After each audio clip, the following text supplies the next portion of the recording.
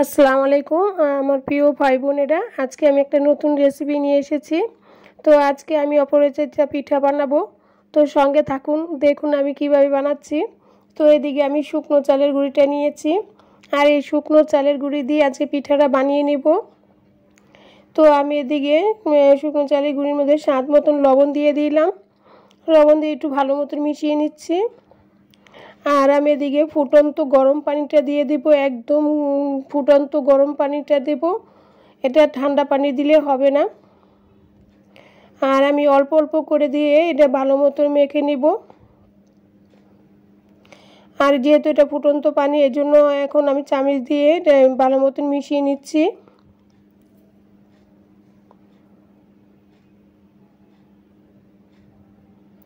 তো এভাবে এগুলো আমি অল্প অল্প করে দিয়ে ভালো মতন করে এটা মিশিয়ে নিব। আর এটা এখনও ধোঁয়াটা উঠছে, এতই গরম যে আমার চামচ দিয়ে নাড়তে হচ্ছে। তো আমি এটা পরে হাত দিয়ে মেখে নেব।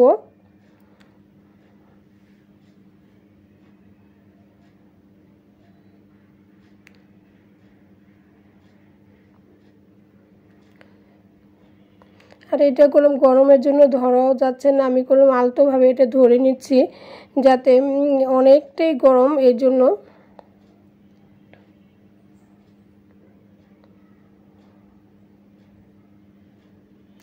তো এটা আমি 10 মিনিটের জন্য রেস্টে রেখে দেব।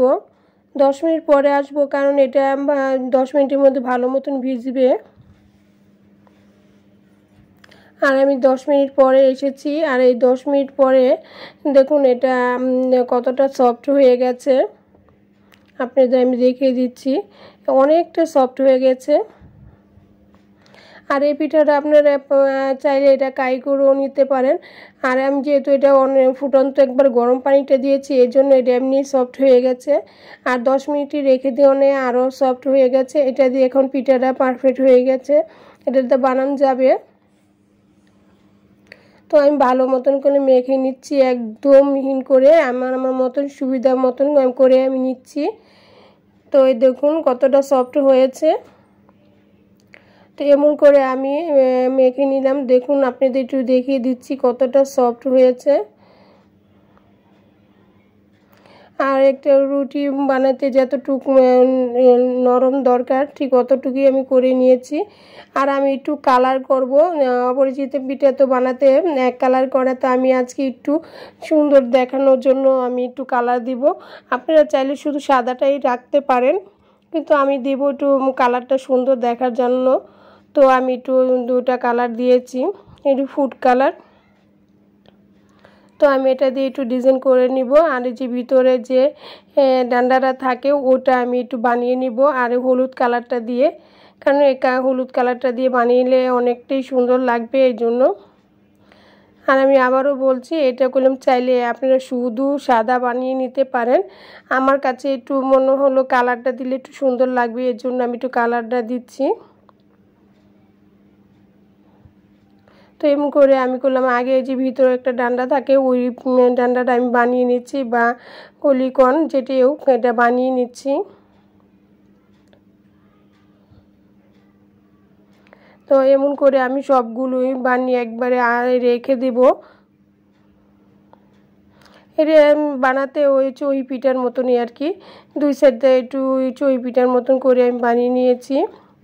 আর এই যে পিঠাটা বানাতে কীভাবে বানাই, একটু হাতে তালুর মধ্যে রেখে একদম সহজভাবে আমি একটু বানিয়ে দেখিয়ে দিচ্ছি। দেখুন একদম সহজ, এটা যে কেউ বানাতে পারবে। একটু হাতের তালুর মধ্যে গুল করে একটু চ্যাপটা করে দিলেই হয়ে যাবে। আর যে সাইডের মাথাটা একটু বন্ধ করে দিলে, হ্যাঁ একদম সহজভাবে আমি আপনাদের বানিয়েগুলো দেখিয়ে দিচ্ছি। আমি এগুলো প্রায় অনেকটাই বানিয়ে দেখিয়ে দেবো। দেখুন আমি সাদাটাও বানিয়ে দেখিয়ে দিচ্ছি। একদম হাতে তালুর মধ্যে নিয়ে একটু চ্যাপটা করে দিব, তারপরে এক সাইড দিয়ে একটু বন্ধ করে দিলেই তাহলে পিঠাটা হয়ে গেছে। তো এমন করে আমি অনেকগুলোই পিঠা বানিয়ে নিব অফ ক্যামেরায়।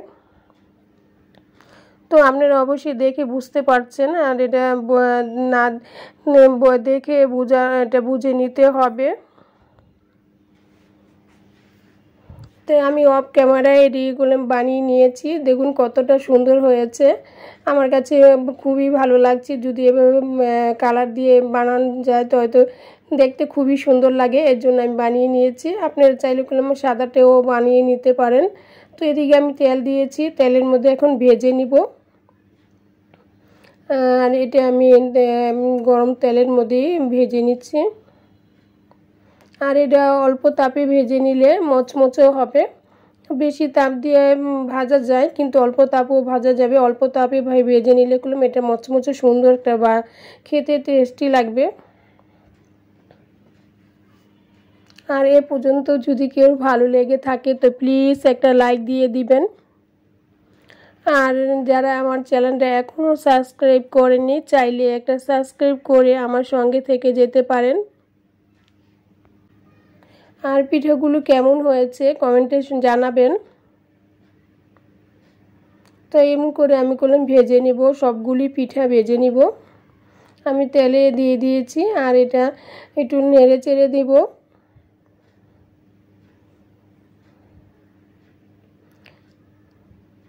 তো এই তো আমি নেড়ে চেড়ে আমি ভেজে নিয়েছি। আপনারা আপনাদের সুবিধা মতন করে ভেজে নেবেন।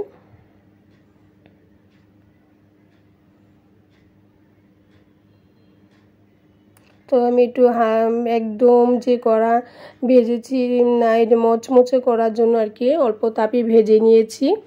তো আপনারা আপনাদের সুবিধার মতন আপনারা ভেজে নিতে পারেন।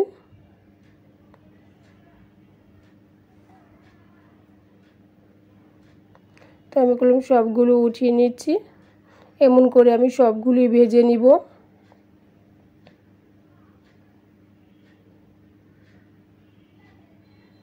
তো এদিকে আমি শিরা বানিয়ে নিয়েছি। শিরাটা আমি চুলার মধ্যে একটু গরম করে নিয়েছি। আর এই শিরাটা অফ ক্যামেরায় বানিয়ে নিয়েছিলাম। সাথে একটু লেবুর একটু টুকরা দিয়ে দিয়েছিলাম যাতে শিরাটা না জমে যায়। এই জন্য আমি শিরাটা এখন এই যেটির মধ্যে দিয়ে দিয়েছি। আপনারা চাইলে মিঠাই দিয়েও করে নিতে পারেন বা আখের গুড় দিয়ে। তো যেভাবে পারেন ওইভাবে করে নেবেন। আমি একটু চিনি দিয়ে শিরাটা বানিয়ে নিয়েছিলাম। এদিকে আখের গুড় দিলেও সুন্দর একটা পিঠা দেখা যাবে। তো আমি এদিকে শুধু চিনি শিরা দিয়ে এটা বানিয়ে নিয়েছি। দেখুন শিরা দেওয়ার পরে পিঠাটা কেমন হয়েছে।